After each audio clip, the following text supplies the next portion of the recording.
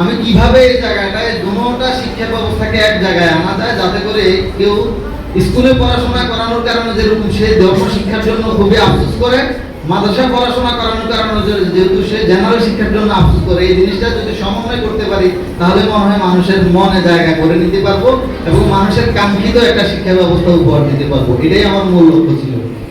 আলহামদুলিল্লাহ আপনাদের দোয়ায় আমার ওই চিন্তা এবং ওই স্বপ্ন, আমার ওই ইচ্ছাকে আমার অভিভাবকরা এত সুন্দরভাবে গ্রহণ করেছেন এবং এত অভূতপূর্ণ সাড়া দিয়েছেন, যার প্রতিফলন হচ্ছে আজকে 750 স্টুডেন্ট। তাদের মূল লক্ষ্য, আমার এখানে যারা পড়াশোনা করায় তারা শুধু জেনারেল কে গুরুত্ব দিচ্ছে না, আবার যারা আমার কাছে পড়ায় শুধুই আরবিকে গুরুত্ব দিচ্ছে না। শুধু শিক্ষা তো শিক্ষা অবশ্যই, কিন্তু সেই শিক্ষার সাথে যদি সুনা যুক্ত হয়, সুশিক্ষা যুক্ত না হয়, তাহলে ওই শিক্ষাকে শিক্ষা বলা কঠিন। কেন?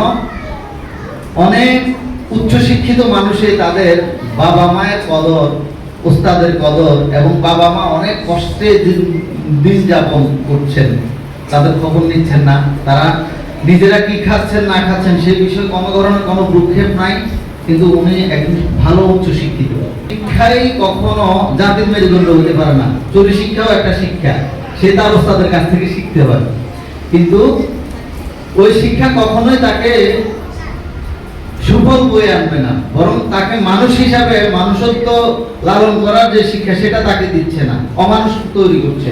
আমার এই প্রতিষ্ঠান তো যখন আমি 2014 সালে শুরু করি, তখন থেকে আমি পরীক্ষা দেয়, মানে সরকারি পরীক্ষাগুলোয় অংশগ্রহণ করায়। যে বছর আমি প্রথম পরীক্ষা দিয়ে আসি পঞ্চম শ্রেণীতে 2015 সালে, ওই বছর আমার পরীক্ষায় অংশগ্রহণ ছিল পঞ্চম শ্রেণীতে 12 জনের। 12 জনের মধ্যে আমার 8 জন বৃত্তি পেয়েছে প্রথম বছরে।